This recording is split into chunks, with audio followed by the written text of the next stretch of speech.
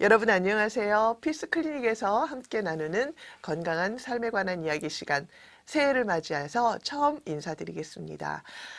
새해에도 여러분 가정에 더 많은 건강이 있으시기 바라고, 그래서 더 나아가서 우리 사회가 더 건강해지는 한 해가 되기를 소망하면서 오늘은 한의 전문의이신 좌윤 선생님께서 섬유 근육통에 관해서 이야기해 주시겠습니다. 선생님 안녕하세요. 예, 안녕하세요. 네. 이 섬유 근육 통증이라는 질환을 이해하기 위해서 참 쉽지 않은 그런 병인 것 같은데 예. 어떤 키워드를 우리가 기억을 해야 될까요? 섬유근육통 하면 대단히 어려운 병이기도 합니다. 왜냐하면 구별돼야 될 병들이 근막 동통 증후군이나 복합 통증 증후군 이런 것과 또 구별을 음, 해야 되는데요. 굉장히 구별이 어렵고 특별히 섬유 근육 통증은 2000년 전에는 이런 진단을 할 때 우리 몸의 한 19개 군데의 압통점을 통해서 진단을 했습니다. 그런데 현대 최근의 의학은 이제 섬유 근육통이 신경계, CNS라고 하는 우리 중앙에 있는 신경계에서 말초신경으로 나가는 과정에서 신경이 과민 반응을 일으켜서 일어나는 질병이라는 기전이 밝혀졌습니다. 따라서 음, 결국은 신경병이에요. 그래서 네. 옛날에는 그 기전을 몰랐기 때문에 많은 어려움이 있었지만 그렇다고 해도 참 고치기는 어려운 병입니다. 그래서 신경병이다라는 것이 키워드입니다. 아, 그러니까 이름은 근육 통증이지만 예, 결국은 신경병인데 신경병이다. 네. 처음 문제가 이 병이 그 근육에서 발견되니까 피브로말지아라고 그래서 네, 네. 근육에서 발병하는 통증병이다. 그래서 이름을 그렇게 줬는데 이제 최근에 의학의 그 원인이 밝혀졌는데 그걸 다시 신경병으로 바꾸기에는 이 병의 역사가 너무 오래 길고 많은 사람들이 아, 그렇게 사용했으니까 그냥 피브로말지아 아. 그러니까 섬유 근육통이라는 통칭으로 사용되고 있습니다. 아, 네.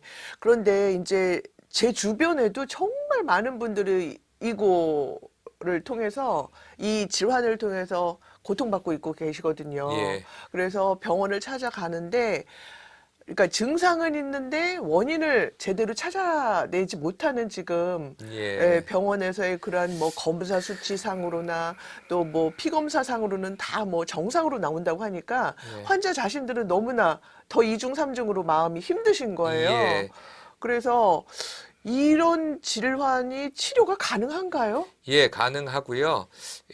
예전에는 이 병증이 혈액 검사나 어떤 검사를 통해서 발견되는 과정이 굉장히 어려웠어요. 많은 병원을 다 돌아다니다가 네. 결국은 대부분 류마티스 내과에서 이제 섬유 근육 통증이라고 하는 것이 발견되게 됐는데 이 병의 정립 또한 미국에 있는 류마티스 내과에서 주도적으로 발견한 병입니다. 아, 따라서 이 병은 대단히 일반 병원에서 알기가 되게 어렵고요. 또 사람들이 다 꾀병이라고 하는 왜냐하면 네.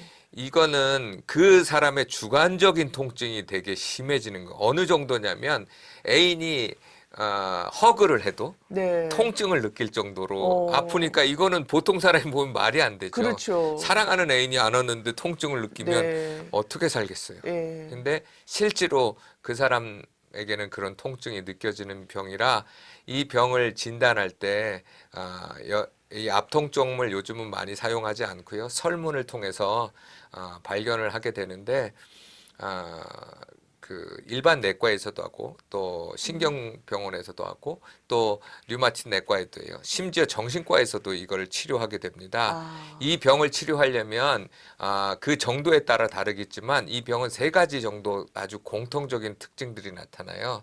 첫 네. 번째는 전신통이에요.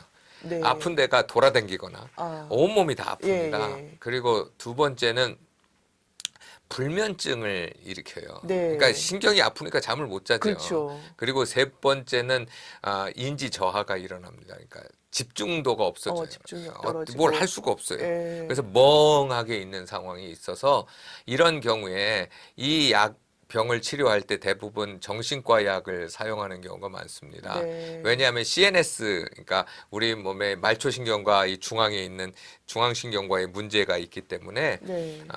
그거를 사용하게 되는데 반드시 심한 경우에는 우울증을 동반하는 경우가 많아요. 맞아요. 그래서 왜 오랜 병에 힘들잖아요. 네, 남들이 네. 몰라주는 나만의 통증. 네. 이거 남들은 겉보기에 멀쩡한데 맞아요. 그냥 자기는 맞아요. 죽을 많이 생각해 보세요. 하루 종일 아프다는 건 어마어마하게 힘든 그렇죠. 거거든요. 따라서 그 전문의들, 류마티 전문의 같은 경우에들은 정신과와 리퍼하면서 같이 치료하는 경우가 있고 그래서 많은 효과들을 보게 되고요.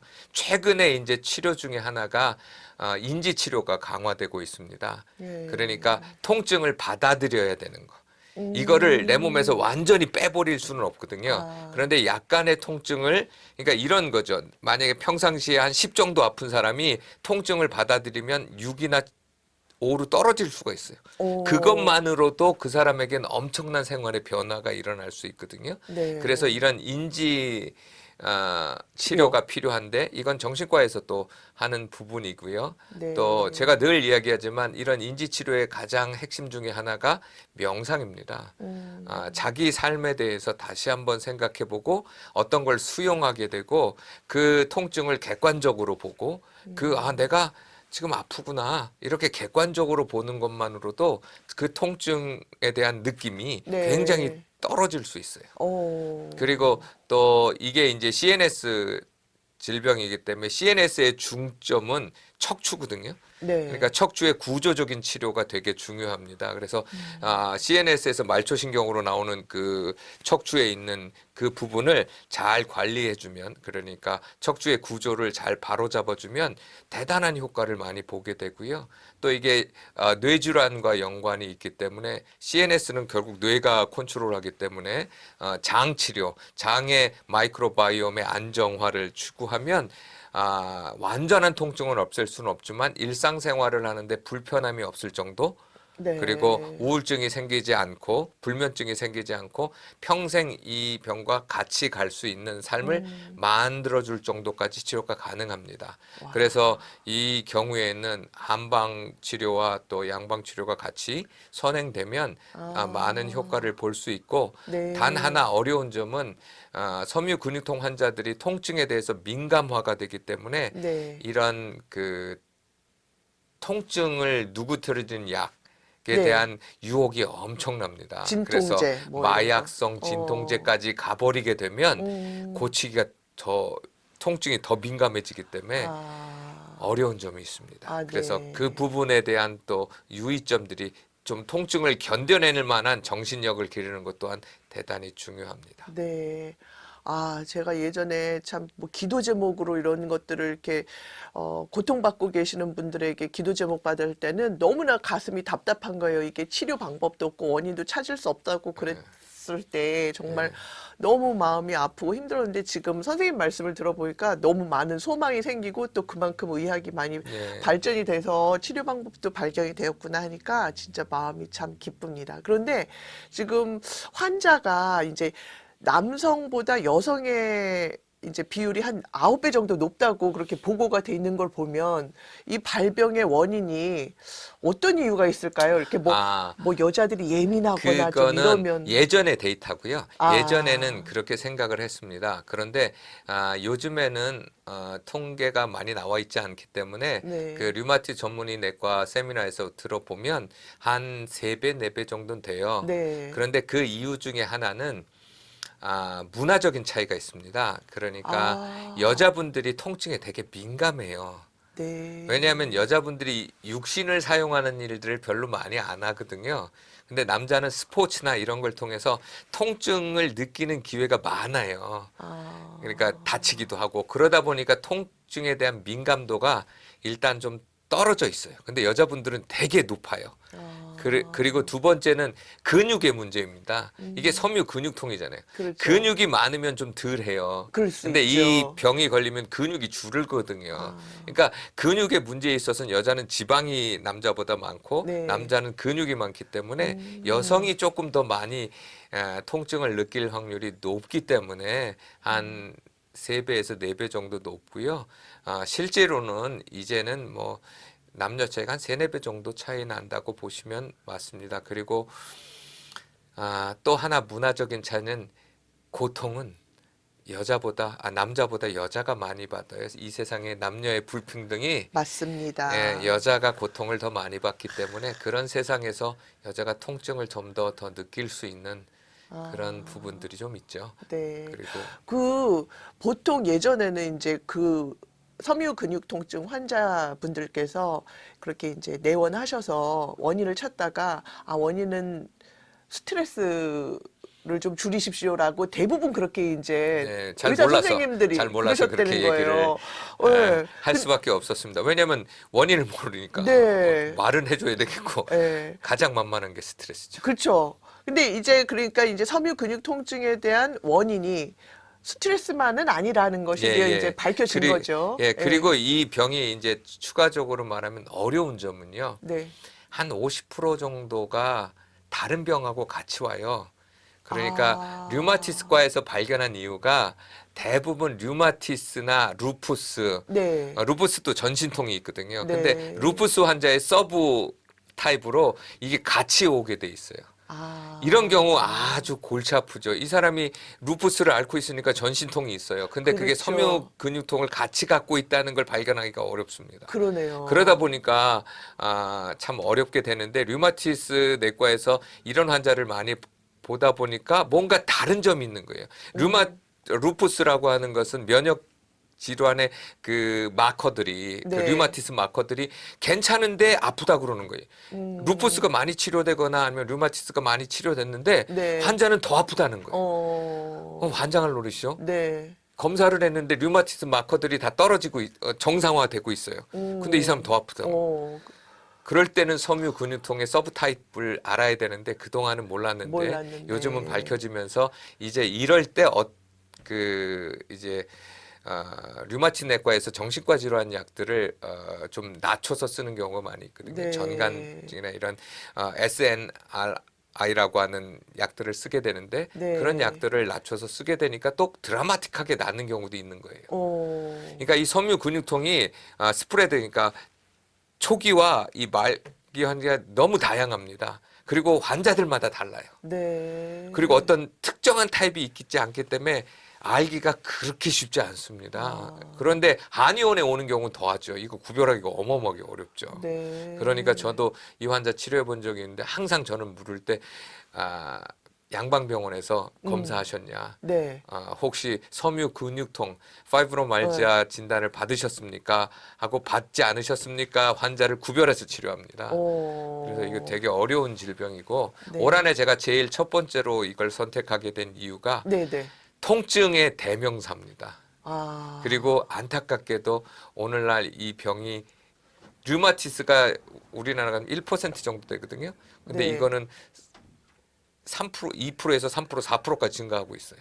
계속 증가하는 것 계속 같아요. 증가하고 네. 있어요. 그 네. 이유가 아까 이 병의 발병 원인이 그러니까 면역계와 대사계에 관련이 있고 스트레스가 이걸 무너뜨리고 현대인의 이 척추 문제가 척추 문제, 바르지 자세 문제. 못하니까 네. 이 CNS 경로, 신경 경로들을 무너뜨리게 되고 그리고 마지막으로 현대인들이 먹고 있는 음식의 독성분, 환경 독성분들이 우리 몸을 공격하니까 참 희한한 병이 발생하게 되고 그 대표적인 통증, 네. 한의원에 통증 환자들이 많이 오는데 거기에 파이브로말지아를 가지고 있는 환자들이 자신이 파이브로말지아를 가지고 있는지 섬유 근육통이 있는지도 모르는 채 그냥 치료를 받다 보면 치료는 받을 때뿐이고 계속 반복적으로 아프게 되고 병원 쇼핑을 하게 되는데 이때 가장 중요한 건 의사와 환자의 협력이 중요한 질병입니다. 네. 의사 혼자 고칠 수 있는 병이 아니고요. 네. 환자 스스로 통증에 대한 생각이나 자기들의 그 마인드풀니스 같은 이런 연습들을 통해서 함께 치료해야 되는 대표적인 질병입니다. 그래서 의사와 환자가 협력해야 되는, 그리고 신뢰해야 되는, 네. 그리고 이런 병들은 주치의를 반드시 갖고 있으셔야 됩니다. 자신의 몸을 잘 아는 의사와 자기의 마음을 헤아려 준 의사가 협력을 하면 완전히 완쾌는 하지 못하지만 일상생활을 하는데 불편함이 없을 정도, 약간의 통증을 평생 가지고 살 정도까지는 고칠 수 있는 질병이기 때문에 이에 대한 네. 다각적인 치료가 필요하지 어떤 특정 부분의 치료만으로는 해결될 수 없는 질병이기에 여러분에게 소개해 드린 겁니다. 아, 네. 오늘 새해 첫 시간에 여러분들과 함께 배워본 섬유 근육 통증, 정말 우리가 마음이 굉장히 암울했던 질환 중에 하나였는데 오늘 배워보면서 마음이 밝아지는 부분이 많이 있었던 그러한 질환 중에 하나가 아니었나 합니다. 오늘 선생님을 통해서 또 저희가 이렇게 귀한 배움을 가졌는데요. 여러분들, 우리가 여러분과 함께 또 하나님 성령님의 도우심으로 말미암아 지난번에 저희 선생님께서 말씀해 주셨던 좋은 주치의와 함께 협력하여서 더 건강한 삶이 우리에게 이루어질 수 있는 새해가 또 이루어졌으면 좋겠습니다. 오늘 여러분 여기에서 인사드리도록 하겠습니다. 선생님 네, 감사합니다. 감사합니다.